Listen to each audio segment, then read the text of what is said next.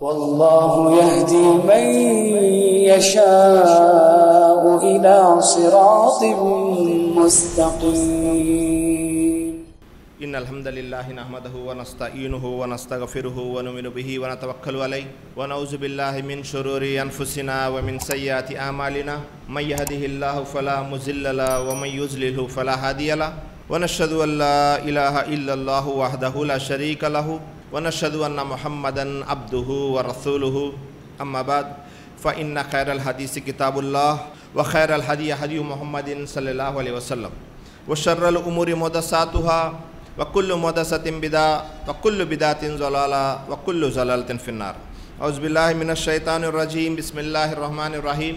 يا أيها الذين آمنوا اتقوا الله حق تقاته ولا تموتن إلا وأنتم مسلمون. يا أيها الناس اتقوا ربكم الذي خلقكم من نفس واحدة وخلق منها زوجها وبث منهما رجالا كثيرا ونساء واتقوا الله الذي تسالون به والأرحام إن الله كان عليكم رقيبا. يا أيها الذين آمنوا اتقوا الله وقولوا قولا سديدا يصلح لكم أعمالكم ويغفر لكم ذنوبكم ومن يطع الله ورسوله فقد فاز فوزا عظيما. رب اشرح لي صدري ويسر لي أمري واحلل عقدة من لساني يفقهوا قولي. رب زدني علما رب زدني علما رب زدني علما سبحانك لا علم لنا إلا ما علمتنا إنك أنت العليم الحكيم.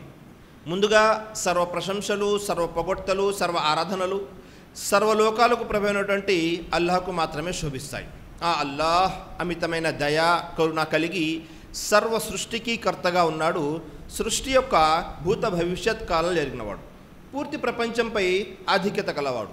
అల్లాహ్ ఎంతో శుభకరుడు, శుభప్రదుడు, సర్వాధిక్యుడు, సర్వోత్తముడు, కరుణించేవాడు, మన్నించేవాడు మరియు శిక్షించేవాడు కూడాను.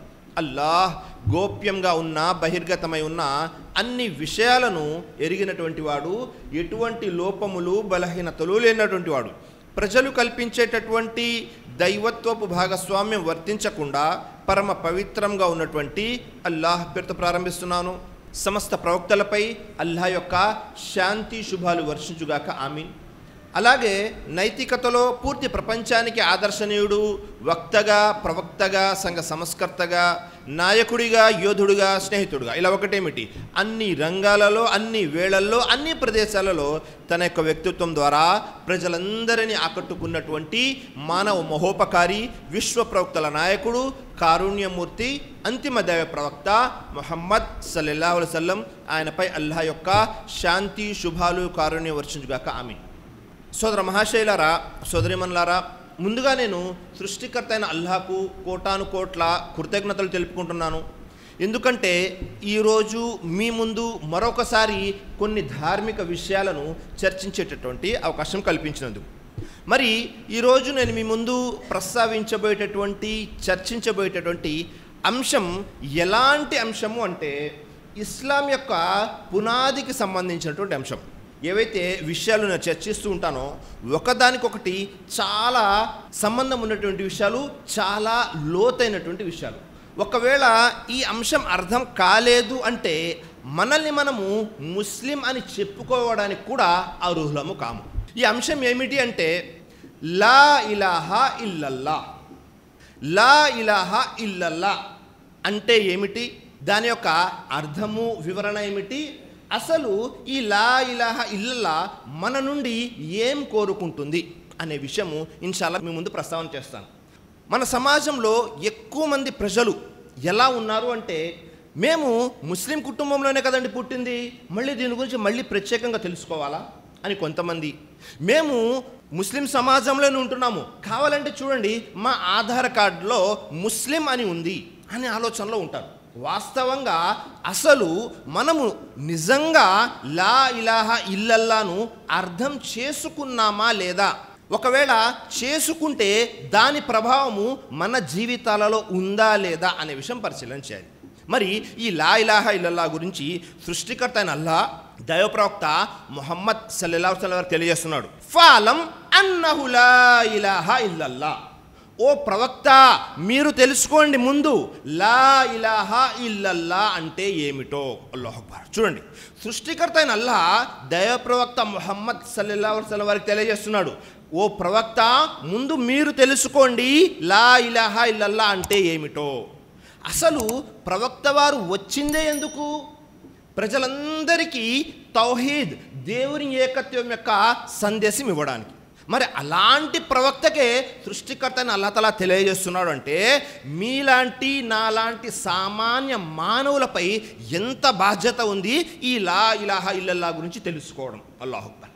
మరి ఈ లా ఇలాహా ఇల్లల్లా గురించి తెలుసుకునే ముందు అసలు దీని యొక్క ప్రాధాన్యత ఏమిటి అనే విషయాన్ని మనం పరిశీలన చేస్తే దైవప్రవక్త ముహమ్మద్ సల్లల్లాహు అలైహి వసల్లం తెలియజేస్తున్నారు, అస్అదున్ నాసి బి షఫాఅతి యౌమల్ కియామతి మన్ కాలా లా ఇలాహా ఇల్లల్లా ఖాలిసన్ మిన్ కల్బిహి ఔ నఫ్సిహి. దైవప్రవక్త ముహమ్మద్ సల్లల్లాహు అలైహి వసల్లం తెలియజేస్తున్నారు, తీర్పు దినం ఖియామత్ రోజు ప్రజలందరిలోకి నా యొక్క సిఫారసు పొందడానికి అర్హులు ఎవరు అంటే ఎవరైతే ఇఖ్లాస్తో మనస్ఫూర్తిగా లా ఇలాహా ఇల్లల్లా చదువుతారో వారు దైవ ప్రవక్త యొక్క సిఫారసుకి అర్హులు అవుతారు. అల్లాహు అక్బర్. కియామత్ రోజు, తీర్పు దినం రోజు ప్రతి ఒక్కరూ కూడా చాలా ఆందోళనలో ఉంటారు. ఎందుకని? ఎవరి కర్మలు ఎక్కువ ఉన్నాయి, సత్కర్మలు లేకపోతే దుష్కర్మలు ఎక్కువ ఉన్నాయి, తీర్పు ఎలా ఉంటుంది, మనము స్వర్గానికి వెళ్తామా నరకానికి వెళ్తామా అనే ఆలోచనలో ఉంటారు. అలాంటప్పుడు ఎవరికైతే దైవ ప్రవక్త ముహమ్మద్ సల్లల్లాహు అలైహి వసల్లం యొక్క సిఫారసు అవసరం ఉంటుందో వారిలో ఉండవలసినటువంటి మొట్టమొదటి లక్షణం ఏమిటో తెలుసా? వారు మనస్ఫూర్తిగా లా ఇలాహా ఇల్లల్లా చదవాలి. ఇది మొదటి ప్రాధాన్యత. రెండవ హదీస్ని పరిశీలన చేస్తే బుఖారీ మరియు ముస్లిం రెండు హదీస్ గ్రంథాల్లోనూ ఉంది. దైవప్రవక్త ముహమ్మద్ సల్లల్లాహు అలైహి వసల్లం తెలియజేస్తున్నారు, మన్ కాలా లా ఇలాహా ఇల్లల్లా యబ్తగి బిజాలిక వజ్హల్లా.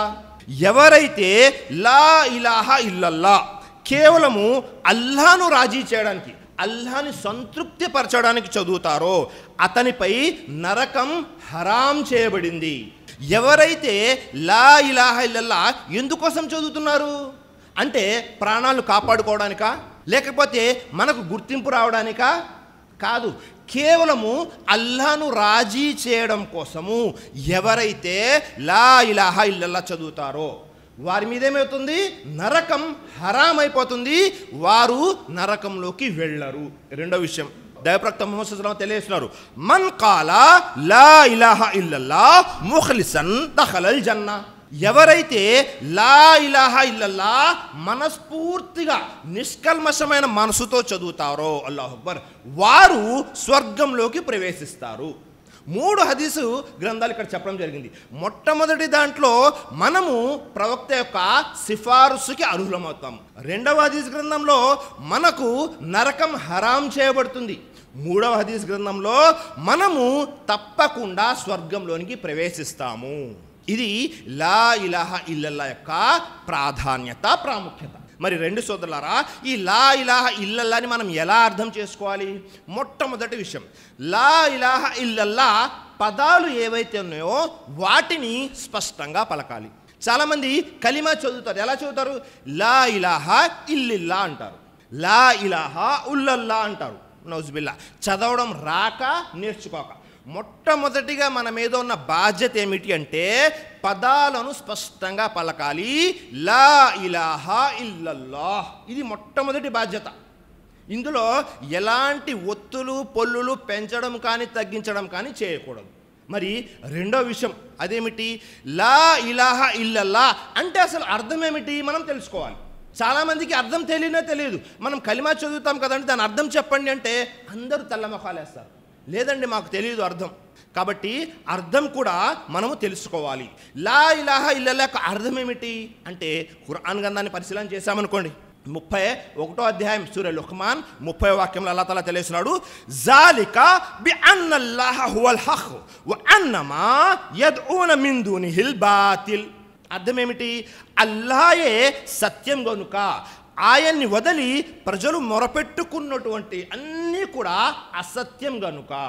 చూడండి, ఈ వాక్యం యొక్క వివరణలో లా ఇలాహా ఇల్లల్లా యొక్క అర్థం ఏమిటి అంటే మనకు తెలిసి వచ్చే విషయం ఏమిటో తెలుసా?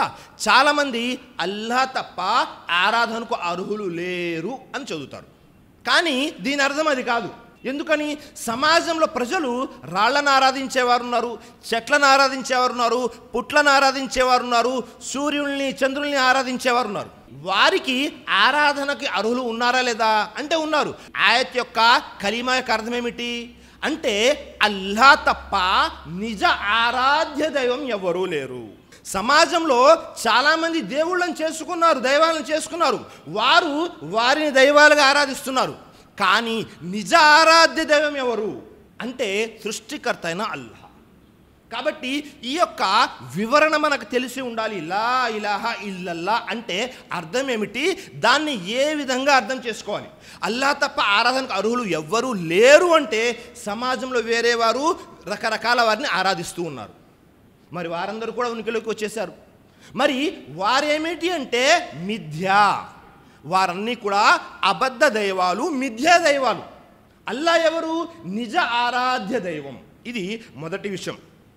ఆ తర్వాత సృష్టికర్తను అల్లాహ్ తఆలా తెలియజేస్తున్నాడు. అందుకే 21వ అధ్యాయం సూర అంబియా 98వ వాక్యంలో ఇన్నకుం వమా తాబుదూన మిన్ దూనిల్లాహి హస్బు జహన్నం, ఓ విశ్వాసులారా, మీరు అల్లాహ్ను వదిలి మీరు పూజించే మీ దైవాలందరూ కూడా నరకానికి ఇంధనం అవుతారు. అల్లాహ్ ఏం తెలియజేస్తున్నాడు?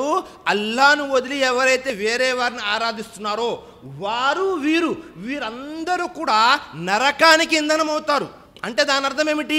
వారి యొక్క మిథ్యా దైవాల యొక్క ఉనికి ఉంది కాబట్టి అల్లాహ్ ఏమంటున్నాడు? నరకానికి ఇంధనం అవుతారంటున్నారు. సమాజంలో మిథ్యా దైవాలు ఉన్నాయి, కానీ అల్లాహ్ ఎవరు? నిజ ఆరాధ్య దైవం. ఈ విషయం మనము గుర్తుపెట్టుకోవాలి.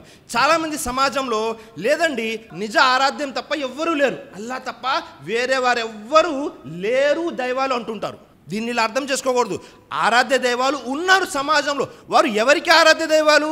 ఎవరైతే వారిని ఆరాధిస్తున్నారో వారు వీరికి ఆరాధ్య దైవాలు, వారు వీరికి దేవుళ్ళు. కానీ నిజ దైవం ఎవరు? సృష్టికర్త అయిన అల్లాహ్. ఆ తర్వాత ఈ విషయాన్ని మనం పరిశీలన చేసామనుకోండి, అసలు లా ఇలాహా ఇల్లల్లా మన నుండి ఏం కోరుకుంటుంది అంటే 2 విషయాలు. మొట్టమొదటిది ఏమిటో తెలుసా? మనము అల్లాహ్ను దైవంగా స్వీకరించాలి. 2, ఆయన్ని మాత్రమే ఆరాధించాలి. సృష్టికర్త అయిన అల్లాహ్ తఆలా తెలియజేస్తున్నాడు 20వ అధ్యాయం సూరే తాహా 14వ వాక్యంలో. ఈ వాక్యము ఎవరిని ఉద్దేశించి అంటే మూసా అలైహిస్సలాంకి అల్లాహ్ తఆలా తెలియజేస్తున్నాడు. ఇన్నని అనల్లాహ్ లా ఇలాహా ఇల్లా అనా ఫాబుదూని. సృష్టికర్త అల్లాహ్ తఆలా చేస్తున్నాడు, నేనే అల్లాహ్ను, నేను తప్ప మరో ఆరాధ్య దైవం లేడు, కనుక మీరు నన్నే ఆరాధించండి అని అల్లాహ్ తఆలా తెలియజేస్తున్నాడు. అల్లాహు అక్బర్. ఈ పూర్తి విశ్వంలో సృష్టిలో అల్లాహ్ తప్ప వేరే వారెవ్వరూ నిజ ఆరాధ్యులు లేరు. అందుకే అల్లాహ్ ఏమన్నాడు? నేనే అల్లాహ్ను, నేను తప్ప నిజ ఆరాధ్యుడు ఎవ్వరూ లేరు, కనుక మీరేం చేయాలి? నన్నే ఆరాధించండి. అక్కడ ఇన్నని వచ్చేసింది, అనా కూడా నేను అనే మాట కూడా వచ్చింది. సృష్టిలో ఈ 2 పదాలు కలిపి కేవలము సృష్టికర్తన అల్లాహ్కు మాత్రమే వర్తిస్తాయి ఆరాధన విషయంలో. కాబట్టి మనం ఏం చేయాలి? అల్లాహ్ను ఇలాహ్ నిజ ఆరాధ్య దైవంగా స్వీకరించాలి, ఒప్పుకోవాలి. సృష్టికర్త అల్లాహ్ తఆలా తెలియజేస్తున్నాడు. అందుకే ఇంతకు ముందు కూడా ఎంతమంది అయితే ప్రవక్తలను పంపించడం జరిగిందో వారి గురించి తెలియజేస్తున్నాడు. 21వ అధ్యాయం సూర అంబియా 25వ వాక్యంలో వమా అర్సల్నా మిన్ కబ్లిక మిర్ రసూలిన్ ఇల్లా నూహి ఇలైహి అన్నహు లా ఇలాహ ఇల్లా అనా ఫాబుదూని. నీకు పూర్వం మేము ఏ ప్రవక్తని పంపినా వారందరూ ఏం సందేశం ఇచ్చారు? నేను తప్ప మరో ఆరాధ్యుడు లేడు, కనుక మీరు నన్నే ఆరాధించండి. అంటే అల్లాహ్ తప్ప మరో నిజ ఆరాధ్యుడు ఎవ్వరూ లేరు, కాబట్టి మీరు నన్నే ఆరాధించండి అనే సందేశం ఇచ్చారు సర్వ ప్రవక్తలు కూడా. అల్లాహు అక్బర్. సర్వ ప్రవక్తలు ఇచ్చినటువంటి సందేశం ఏమిటి? లా ఇలాహా ఇల్లల్లా, అల్లాహ్ తప్ప మరో నిజ ఆరాధ్య దైవం ఎవ్వరూ లేరు. సోదరులారా, ఈ ఒక్క విషయము అర్థం అవ్వాల్సిన రీతిలో మనకు అర్థమైంది అంటే ఇహలోకంలోనూ పరలోకంలోనూ మనకు శాంతి మరియు మోక్షం 2 దొరుకుతాయి. కాబట్టి ఈ విషయాన్ని జాగ్రత్తగా వినండి. కానీ సమాజంలో ఎలా ఉన్నారు? లేదండి నేనైతే అల్లాహ్ని దైవంగా స్వీకరిస్తాను, కానీ ఈరోజు శుక్రవారం కాబట్టి నమాజ్కి వచ్చాను, శనివారం కాబట్టి మళ్ళీ వేరే చాటుకి వెళ్తాను, నాకు మా బాబా అంటే చాలా ఇష్టం, నాకు మా వంశపారంపర్యం నుంచి వస్తుంది ఏమిటి, ఈ దర్గాని చూసుకోవడం, ఈ దర్గా అంటే నాకు చాలా ఇష్టం. ఈ ఆలోచనలో సమాజంలో ఎక్కువ మంది ఉన్నారు. మేమందరము కూడా అల్లాహను దేవుడిగా స్వీకరిస్తాము, కానీ నాకు నా బాబా అన్న, నా దర్గా అన్న చాలా ఇష్టం అని కొంతమంది. మరికొంతమంది ముస్లిం సమాజంలోనే ఉంటారు, నమాజులకి వస్తూ ఉంటారు, అలాగే రంజాన్ వస్తే ఉపవాసాలు కూడా ఉంటూ ఉంటారు. మళ్ళీ ఏం చేస్తారు, ఎవరైతే వేరే మతాల వారి యొక్క పండుగలు ఏవైతే వస్తుంటాయో ఆ పండుగల్లో కూడా పాలు పంచుకుంటూ ఉంటారు. సమాజంలో ముస్లింలు చాలా ఎక్కువ మంది ప్రస్తుతము ఇదే ఆలోచనలో ఉన్నారు, ఇదే దారిలో నడుస్తున్నారు. మేమైతే అల్లాహ్ను స్వీకరించాము, దానితో పాటు వేరే వారిని కూడా మేము వారితో కలిసి ఉంటున్నాము. మేము వారిని దైవాలుగా అనుకోవటం లేదండి, దైవాలుగా అనుకోవడం కాదు సోదరులారా, మనము దైవం యొక్క ప్రాధాన్యత వీరితో పాటు వీరికి కూడా ఇస్తున్నాము. వీరిని నోటితో దైవాలు అనటం లేదు, జాగ్రత్తగా వినండి. వీరిని నోటితో దైవాలు ఎవరు కూడా మీ బాబా ఎవరు అండి అంటే నా దైవం అనడు. ఎవరు కూడా దర్గాకి వెళ్ళేవారు మీ దైవాల అంటే కాదు అంటారు. కానీ దైవానికి ఇవ్వాల్సిన ప్రాధాన్యత ఏమిటా ప్రాధాన్యత, సజ్దా ఎవరికి చేయాలి, సృష్టికర్త అని అల్లాహకు. కానీ వీరేం చేస్తారు, ఈ బాబాలకి దర్గాలకు కూడా చేస్తుంటారు. మనము ఏదైతే ఆరాధన అల్లాహకు చేయాలో దానితో పాటు వీరిని కూడా ఆరాధిస్తూ ఉంటారు. ఆ విషయం వారికి కూడా తెలియదు.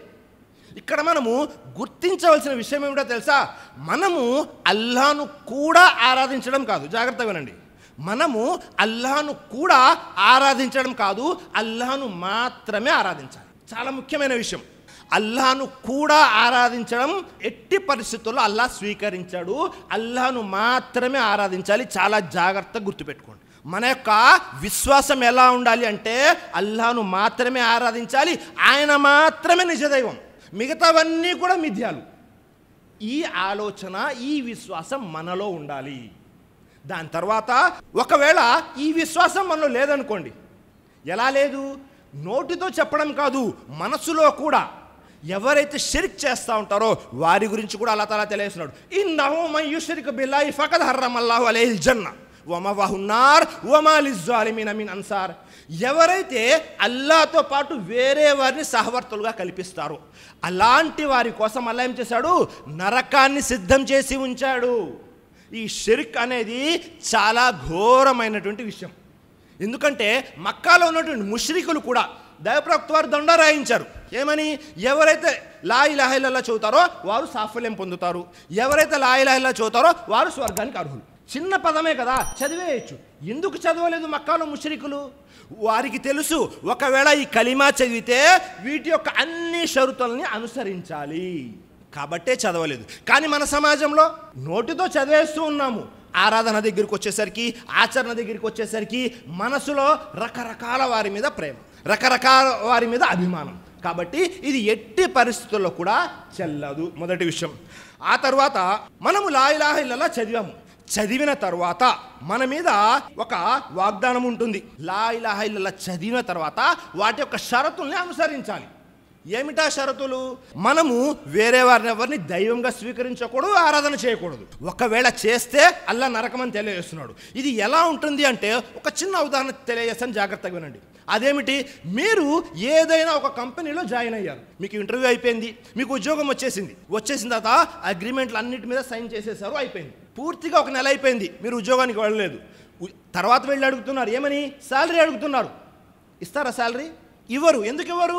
అదేంటయా నువ్వు సంతకం అయితే చేసావు కానీ రాలేదు కదా. అదేంటండి, ఇంటర్వ్యూ తీసుకున్నారు, సంతకాలు పెట్టించుకున్నారు, అంతా అయిపోయింది కదా, అయినా మీరు నాకు ఇవ్వటం లేదు ఏంటి అంటే, దాని తర్వాత ఏవైతే అగ్రిమెంట్లు అయినాయో దాని తర్వాత చేయవలసిన పనులు ఉంటాయి.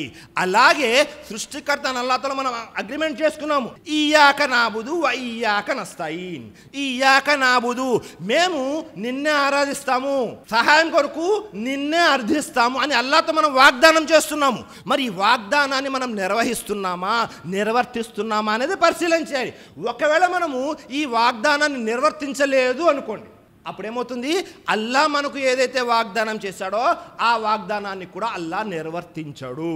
కాబట్టి ఈ విషయాన్ని క్లుప్తంగా 2 మాటల్లో చెప్పాలి అంటే అల్లా తప్ప నిజ ఆరాధ్యం ఎవ్వరూ లేరు అని విశ్వసించాలి.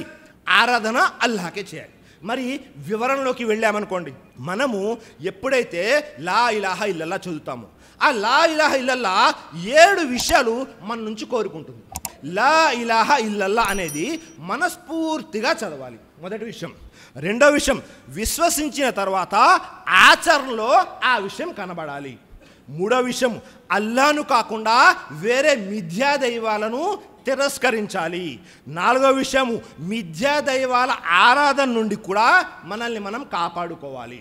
ఆ తర్వాత 5వ విషయం, ఆరాధన కేవలము అల్లా కొరకు మాత్రమే చేయాలి. 6వ విషయము, షరియత్లో వేరే వారి నిర్ణయాలు తీసుకోకూడదు హలాల్ మరియు హరాం విషయాల్లో. 7వ విషయము, మరణం వరకు లా ఇలాహా ఇల్లల్లా మీద స్థిరంగా ఉండాలి. ఈ విషయాలని చెబుతూ ఉంటే మనకి ఎలా అనిపిస్తుందంటే అన్ని విషయాలు ఒకేలాగా ఉన్నాయి కదా అని అనిపిస్తుంటుంది. కాబట్టి జాగ్రత్తగా ఉండండి, చాలా వ్యత్యాసం ఉంది ఇప్పుడు చెప్పినటువంటి 7 విషయాలకి. అన్నీ కూడా ఒకేలాగా కనబడుతూ ఉంటాయి, కానీ ప్రతి విషయానికి వ్యత్యాసం ఉంది. మొట్టమొదటి విషయం ఏమిటి? మనము మనస్ఫూర్తిగా లా ఇలాహా ఇల్లల్లా చదవాలి. అది ఎలా చదవాలి, మన విశ్వాసం ఎలా ఉంది అనేదాన్ని మనం పరిశీలన చేశామనుకోండి. 2వ అధ్యాయం 133వ వాక్యంలో సృష్టికర్త అయిన అల్లాహ్ తఆలా తెలియజేస్తున్నాడు. ఈ వాక్యము ఎప్పుడు అవతరింపజేయబడింది అంటే యాకూబ్ అలైహిస్సలాం చివరి ఘడియల్లో ఉన్నారు, ఇంకా మరణానికి దగ్గరగా ఉన్నారు. అప్పుడు తన సంతానాన్నందరినీ కూర్చోబెట్టుకొని వారితో అడుగుతున్నారు, ప్రశ్నిస్తున్నారు. ఏమని? అమ్ కుంతుం షుహదా ఇజ్ హజర్ యాకూబల్ మౌత్ ఇజ్ కాల లి బనీహి మా తాబుదూన మిన్ బాది కాలు నాబుదు ఇలాహక వ ఇలాహ ఆబాయిక ఇబ్రాహీమ వ ఇస్మాయిల వ ఇస్హాక ఇలాహన్ వాహిదన్ వ నహ్ను లహు ముస్లిమూన్. ఏమిటి? యాకూబ్ అలైహిస్సలాం మరణ ఘడియల్లో ఉన్నప్పుడు మీరు అక్కడ ఉన్నారా అని తెలియసు. ఆ సమయంలో ఆయన తన సంతానాన్ని ఉద్దేశించి ఈ విధంగా అడుగుతున్నారు. ఏమని? నా తదనంతరం మీరు ఎవరిని ఆరాధిస్తారు అని అడగగా వారంతా ఏమని సమాధానం చెప్పారు? మీ ఆరాధ్య దైవాన్ని మీ పితామహులు ఎవరైతే ఇబ్రాహీము, ఇస్మాయిలు, ఇస్హాకులు ఆరాధించారో ఆ ఏకైక ఆరాధ్య దైవాన్ని ఆరాధిస్తాము మరియు ఆయనకే విధేయులమై ఉంటాము అని తెలియజేశారు. యాకూబ్ అలైహిస్సలాం ఒక ప్రవక్త. ఆయన యొక్క తండ్రులు తాత ఇబ్రాహీం అలైహిస్సలాం మరియు ఈయన యొక్క తండ్రి ఇస్హాక్ అలైహిస్సలాం మరియు ఇస్మాయిల్ అందరూ కూడా దైవ ప్రవక్తల వంశంలో ఉన్నారు. దైవ ప్రవక్తల వంశంలో నుంచి వచ్చారు. యాకూబ్ అలైహిస్సలాం తన సంతానానంతటికీ దేవుని ఏకత్వం తౌహీద్ గురించి తెలియజేశారు. తెలియజేసిన తరువాత కూడా ఆయన చనిపోయేటప్పుడు వారిని ప్రశ్నిస్తున్నారు, నేను చనిపోయిన తర్వాత మీరు ఎవరిని ఆరాధిస్తారు అని. అదే మనమైతే నేను చనిపోయిన తర్వాత మీరు ఏ వ్యాపారాలు చేస్తారు, ఏ ఉద్యోగాలు చేస్తారు, ఒకవేళ ఆస్తులుంటే ఎలా పంచుకుంటారు, కొట్టుకోమాకండి, తిట్టుకోమాకండి అని పూర్తిగా ఇహలోకానికి సంబంధించినటువంటి విషయాలు అడుగుతుంటాము. కానీ యాకూబ్ అలైహిస్సలాం పరలోకానికి సంబంధించిన విషయం అడుగుతున్నారు. ఎందుకని?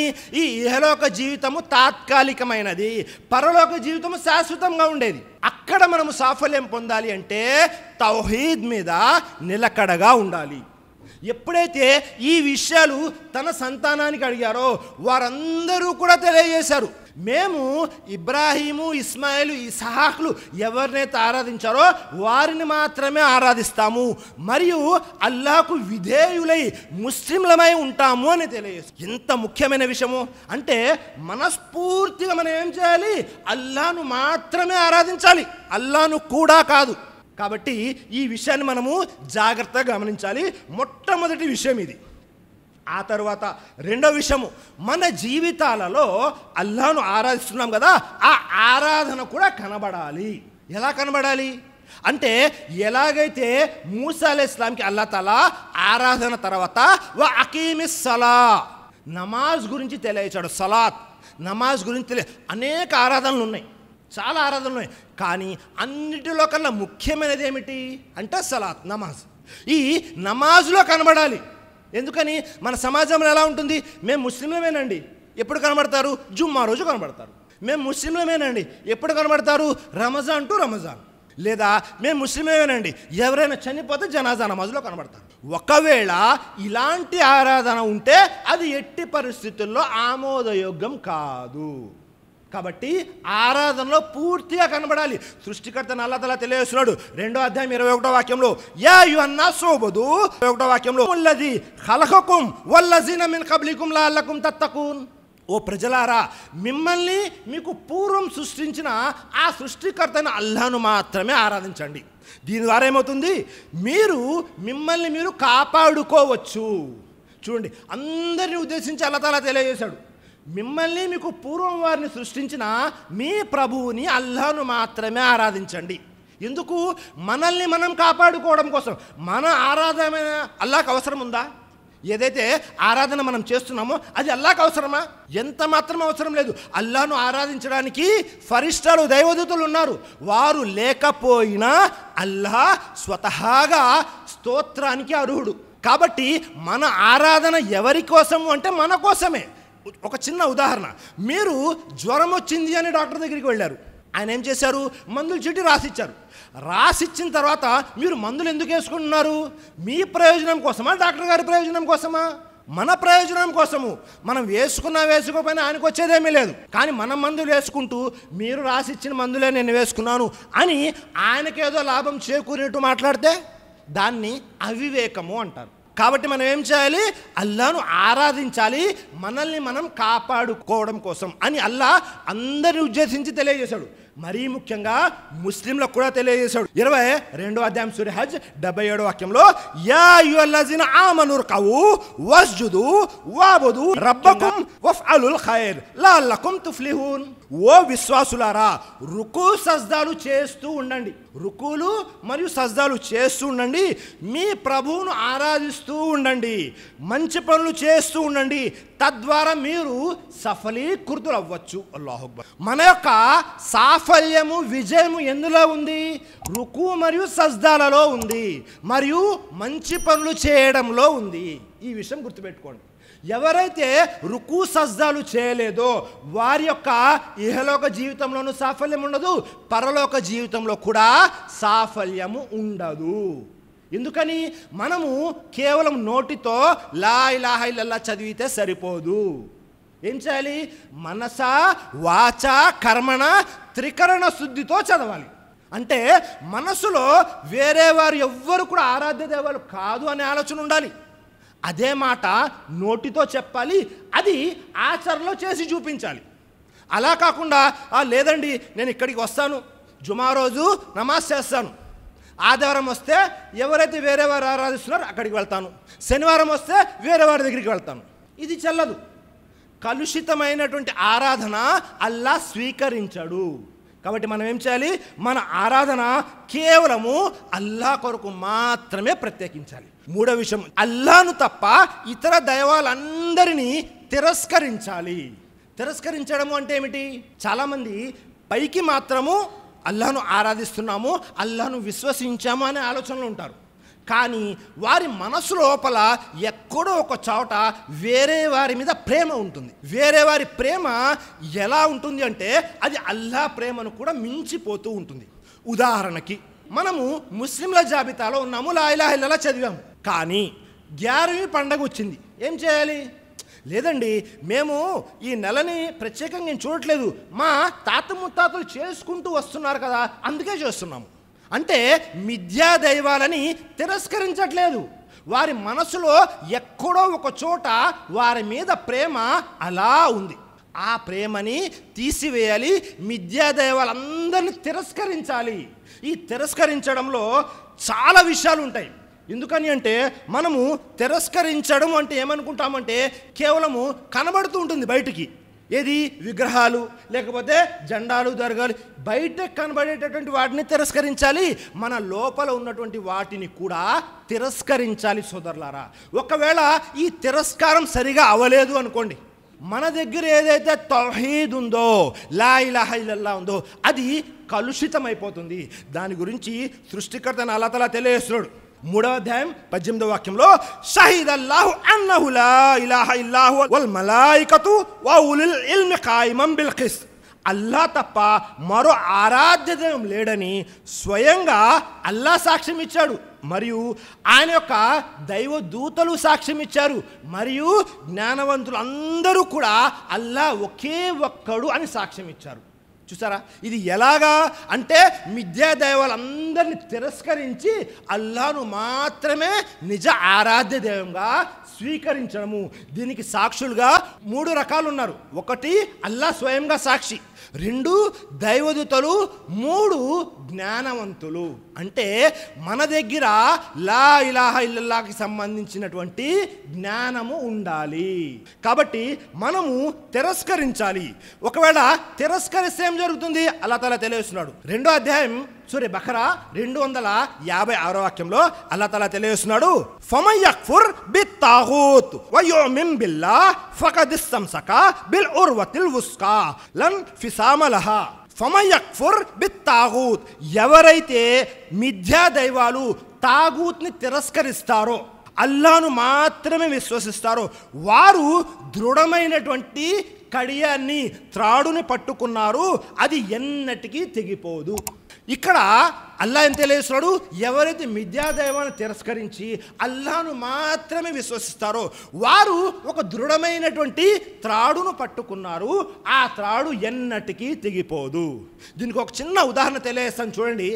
ఎవరైనా ఒక వ్యక్తి బావిలో పడిపోయాడు, ఏం చేస్తారు, త్రాడు వేస్తారు లాగడానికి త్రాడు వేసినప్పుడు ఆ వ్యక్తి అడిగే మొట్టమొదటి ప్రశ్న ఏంటో తెలుసా, ఈ త్రాడు దృఢంగా బలంగా ఉందా లేదా అని. ఎందుకని, సగం దూరం లాగిన తర్వాత మళ్ళీ తెగిపోయింది అనుకోండి, ఏమవుతుంది, కింద పడతాడు, మళ్ళీ దెబ్బలు తగులుతాయి. కాబట్టి ఇక్కడ లా ఇలాహ ఇల్లల్లాహ్ యొక్క త్రాడు ఎలాంటిది అంటే అది ఎన్నటికీ తెగదు, కానీ జారిపోతుంది. జాగ్రత్త, లా ఇలాహ ఇల్లల్లాహ్ తాడు తెగిపోదు, కానీ జారిపోతుంది. ఎప్పుడు జారిపోతుంది, మీరు ఎప్పుడైతే తాగుత్ని తిరస్కరించకుండా కలిపి ఉంచుతారో. మనము నరకంలో ఉన్నప్పటికీ అల్లా మనల్ని బయటికి తీయాలి అంటే కావాల్సినటువంటి త్రాడు లా ఇలాహ ఇల్లల్లాహ్. ఈ త్రాడు ఎన్నటికీ తెగిపోదు, కానీ జారిపోతుంది సోదరులారా. కాబట్టి మనము చాలా జాగ్రత్తగా ఉండాలి. ఒకవేళ సమాజంలో ఎలాగైతే ప్రజలు జీవితం గడుపుతున్నారో ఈ లా ఇలాహ ఇల్లాలని అర్థం చేసుకోకుండా, మిథ్యా దైవాలను తిరస్కరించకుండా మనము ఉన్నాము అంటే ఇది ఏ విధంగానూ మనకు ఉపయోగపడదు. ఈ త్రాడు కాస్త జారిపోతుంది. దైవప్రవక్త ముహమ్మద్ సల్లల్లాహు అలైహి వసల్లం యొక్క హదీస్ కూడా ఉంది. అదేమిటి, ముస్లిం షరీఫ్ యొక్క హదీస్, మన్ కాల లా ఇలాహ ఇల్లల్లాహ్ వ కఫర బిమా యుబదు మిన్ దూనిల్లాహ్ హరుమ మలుహు వ దముహు వ హిసాబుహు అలల్లాహ్. తాగూత్ని తిరస్కరించడంలోనే దైవప్రవక్త ముహమ్మద్ సల్లల్లాహు అలైహి వసల్లం తెలియజేస్తున్నారు. ముస్లిం షరీఫ్ యొక్క హదీస్, ఏ వ్యక్తి అయితే ఇలా పలికాడో లా ఇలాహ ఇల్లల్లాహ్, అల్లా తప్ప వేరే ఆరాధ్య దైవం లేడు అని, మరియు ఆరాధించడము కేవలం ఆయనకు మాత్రమే ప్రత్యేకించుకున్నారు, అప్పుడేమవుతుంది, ఆ వ్యక్తి యొక్క సంపద మరియు రక్తము రెండూ కూడా నిషేధించబడతాయి. చూసారా, ఈ హదీస్లో 3 విషయాలు ఉన్నాయి, జాగ్రత్తగా ఉండండి. ఏమిటా 3 విషయాలు? మొట్టమొదటిది అల్లాను నిజ ఆరాధ్య దైవంగా స్వీకరించాలి. 2 మిగతా ఆరాధ్య దైవాలందరినీ కూడా తిరస్కరించాలి. ఈ 2 విషయాలు ఎప్పుడైతే జరుగుతాయో అప్పుడేమవుతుంది, ఆ వ్యక్తి యొక్క రక్తము మరియు సంపద ముస్లింల మీద హరాం అయిపోతుంది. అంటే ముస్లింలు ఎవ్వరూ కూడా ఆ వ్యక్తి యొక్క సంపదల్ని తీసుకోలేరు, రక్తాన్ని కూడా చిందించలేరు. సోదరులారా, ఇక్కడ ప్రతిసారి కూడా 2 విషయాలు వస్తున్నాయి. అదేమిటి, అల్లాను స్వీకరించాలి, మిథ్యా దైవాలను తిరస్కరించాలి. కాబట్టి ఈ విషయం యొక్క వివరణలో దైవప్రవక్త ముహమ్మద్ సల్లల్లాహు అలైహి వసల్లం కూడా తెలియజేశారు. ఆ తర్వాత 4వ విషయం, అల్లాను కాకుండా ఇతరుల యొక్క ఆరాధన నుండి మనల్ని మనము కాపాడుకోవాలి. ఇది చాలా ముఖ్యమైనటువంటి విషయం.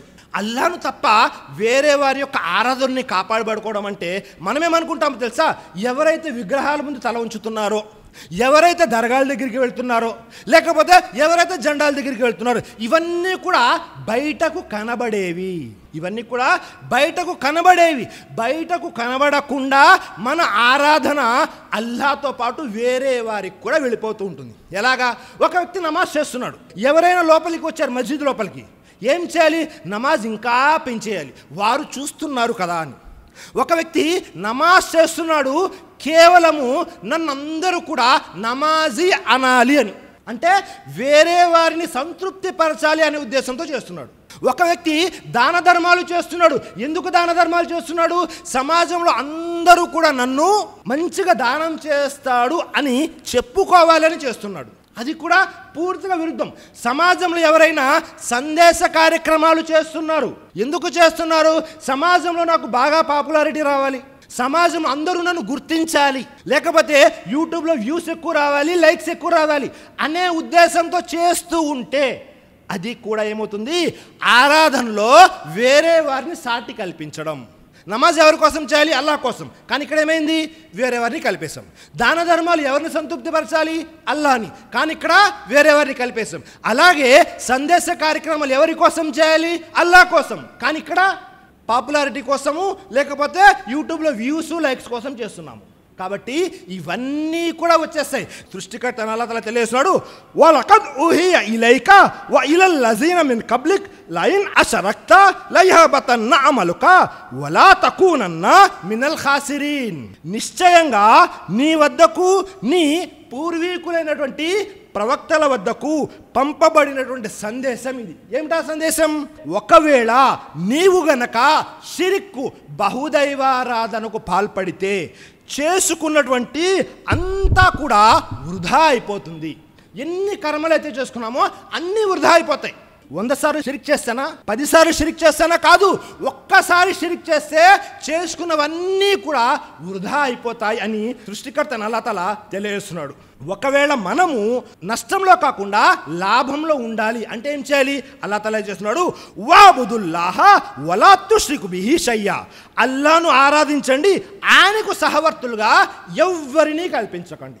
మన ఆరాధన ఆచరణ అంతా కూడా పదిలంగా ఉండాలి అంటే మనము అల్లాహ్తో పాటు వేరే వారిని కలపకూడదు. మొదటి విషయం. ఆ తర్వాత సూరే జుమర్లో సృష్టికర్త అల్లాహ్ తఆలా తెలియజేస్తున్నాడు. ఇక్కడ కూడా మళ్ళీ తాగూత్ గురించి వచ్చింది. జాగ్రత్తగా రండి. ఈ తాగూత్ అనేది చాలా ముఖ్యమైన విషయం. 9వ అధ్యాయం సూరే జుమర్ 17వ వాక్యంలో, మరెవరైతే తాగూత్ శైతాన్ యొక్క దాస్యానికి దూరంగా ఉన్నారో, అల్లాహ్ వైపునకు మరలారో వారు శుభవార్తకి అర్హులు. కనుక ఇలాంటివి అంటే ఇలాంటి శుభవార్త వారికి వినిపించు అని దైవప్రవక్త ముహమ్మద్ సల్లల్లాహు అలైహి వసల్లం వారికి అల్లాహ్ తఆలా తెలియజేస్తున్నాడు. ఏమిటా శుభవార్త? స్వర్గం యొక్క శుభవార్త. అంటే ఇక్కడ కూడా మనము తాగూత్కి దూరంగా ఉండాలి అని అల్లాహ్ తఆలా తెలియజేస్తున్నాడు. అందుకే చూడండి, సర్వ ప్రవక్తలు ఇచ్చేటువంటి సందేశం అదే. వలఖద్ బఅస్నా ఫీ కుల్లి ఉమ్మతిర్ రసూల్ అన్ ఇబుదుల్లాహ్ వస్తనిబుత్ తాగూత్. అందరూ ఇచ్చిన సందేశం ఏంటిది?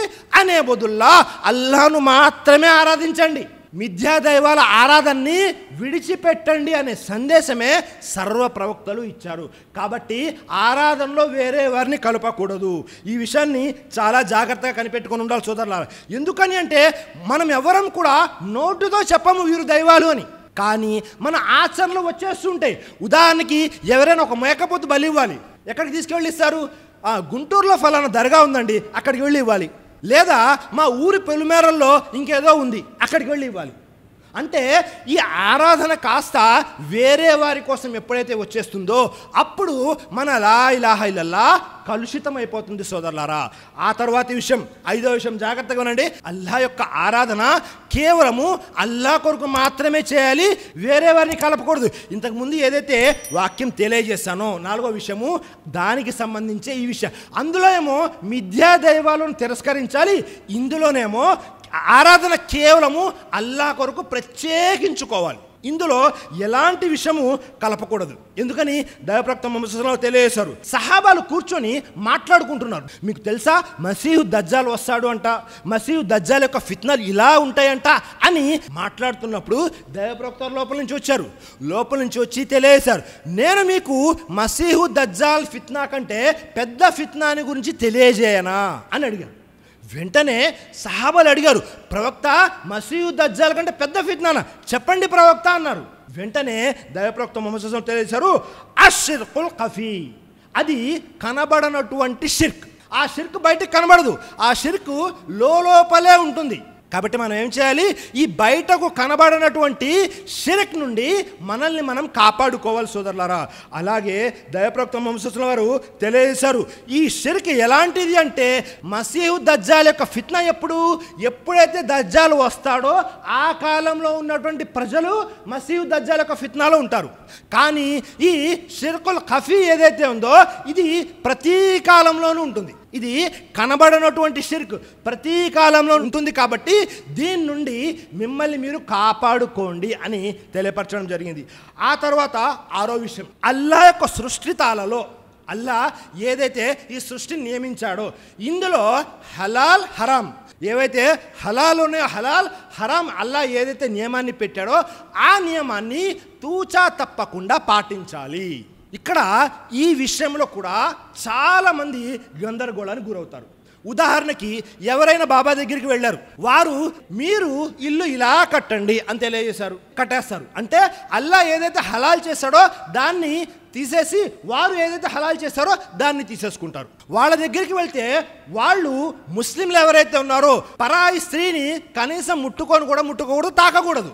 కానీ అక్కడికి వెళ్తే స్త్రీలందరితో కూడా వారు చేతులు కలుపుతూ ఉంటారు. అల్లాహు అక్బర్, వారి మీద చేతులు వేస్తూ ఉంటారు. అంటే అల్లా హరాం చేసింది వాళ్ళు హలాల్ చేసేసుకుంటారు, అల్లా హలాల్ చేసింది వాళ్ళు హరాం చేసేసుకుంటారు. దీని గురించి దైవప్రవక్త వారి దగ్గరికి ఒక సహాబీ వచ్చారు. ఎవరు?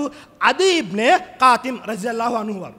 ఈయన రాగానే దైవప్రవక్త ముహమ్మద్ వారి దగ్గరికి ఈయన యొక్క మెడలో సిలువ యొక్క గుర్తుంది. అంటే ఒక చైన్ వేలాడదీసింది, అందులో సిలువ ఉంది. ఎందుకని? ఈయన అంతకు ముందు పూర్వము క్రైస్తవుడిగా ఉండేవాడు, ఆ తర్వాత ఇస్లాం స్వీకరించారు. కానీ ఎవరు కూడా చెప్పలేదు మెడలో ఉన్నటువంటి సిలువను తీసేయమని. ఎప్పుడైతే దైవప్రవక్త వారి దగ్గరికి వచ్చారో దైవప్రవక్త వారు ఖురాన్ యొక్క ఆయతులు చదువుతూ ఉన్నారు. సూర తౌబాలో 31వ ఆయత్ చదువుతున్నారు. ఇత్తఖజు అహబారహుం వ రుహబానహుం అర్బాబం మిన్ దూనిల్లాహ్. వారు అల్లాహ్ను వదిలి తమ పండితులు అహబార్ను మరియు తమ సన్యాసులు రుహబాన్ను తమ ప్రభువులుగా చేసుకున్నారు. ఇది యూదులకి క్రైస్తవులకి సంబంధించిన విషయం. యూదులు ఏం చేశారు? తమ యొక్క పండితుల్ని అహబార్ని దైవాలుగా చేసుకున్నారు. అలాగే క్రైస్తవులు తమ యొక్క సన్యాసుల్ని దైవాలుగా చేస్తున్నారు. అనగానే వెంటనే వ్యక్తి ప్రశ్నించాడు. ఎవరు? దైవప్రవక్త శిష్యుడు. ప్రవక్త, మేము మా పండితుల్ని దైవాలుగా చేసుకోలేదు కదా అంటున్నాడు. అల్లా అంటున్నాడు దైవాలుగా చేసుకున్నాడు. రెండిట్లో ఎవరు నిజం చెప్తున్నారు? సృష్టికర్తను అల్లా నిజం చెప్తున్నాడు. కానీ ఎలా అనగానే దైవప్రవక్త వారు తెలియజేశారు, మీ పండితులు ఏవైతే మీకు హలాల్ చేశారో దాన్ని మీరు హలాల్గా స్వీకరించారు అల్లా ఇచ్చిన ఆజ్ఞల్ని వదిలేసి. మీ పండితులు ఏవైతే హరాం చేశారో అల్లా హలాల్ చేసినప్పటికీ మీరు దాన్నే అనుసరించారు. చేశారా లేదా అంటే అవును ప్రవక్త చేశాము. ఇదే మీరు దైవాలుగా చేసుకోవడం అంటే. అల్లాహు అక్బర్. చూసారా? కాబట్టి అల్లా ఏవైతే హలాల్ చేశాడో దాన్నే మనం హలాల్గా స్వీకరించాలి, అల్లా ఏదైతే హరాం చేశాడో దాన్ని హరాంగా స్వీకరించాలి. సోదరులారా, ఎలాగైతే క్రైస్తవులు మరియు యూదులు తమ యొక్క పండితుల్ని దైవాలుగా చేసేసుకున్నారో దాని అర్థం ఏమిటి అంటే అల్లా పంపించినటువంటి షరియత్లో మార్పు చేర్పులు చేయడం. దైవప్రవక్త ముహమ్మద్ సల్లల్లాహు అలైహి వసల్లం వారు కూడా అల్లాహ్ తఆలా తెలియజేశాడు. 66వ అధ్యాయం మొట్టమొదటి వాక్యంలో, యా అయ్యుహన్ నబీ, ఓ ప్రవక్త, అల్లా నీ కోసం ధర్మసమ్మతం చేసిన దాన్ని నీ కొరకు ఎందుకు నిషేధించుకుంటున్నావు?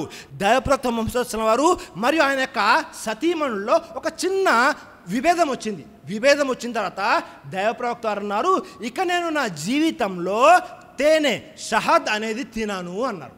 అల్లా హలాల్ చేశాడా హరాం చేశాడా? తేనెని హలాల్ చేశాడు. ఎప్పుడైతే దైవప్రవక్త వారు అన్నారు ఈ మాట, వెంటనే అల్లా ఖురాన్ యొక్క వాక్యాన్ని ఆయత్ని అవతరింపజేశాడు.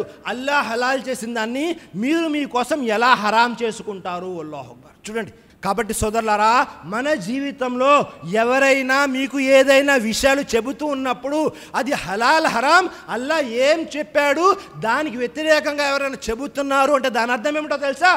మీకు తెలియకుండానే మీరు వారిని దైవాలుగా స్వీకరిస్తున్నారు.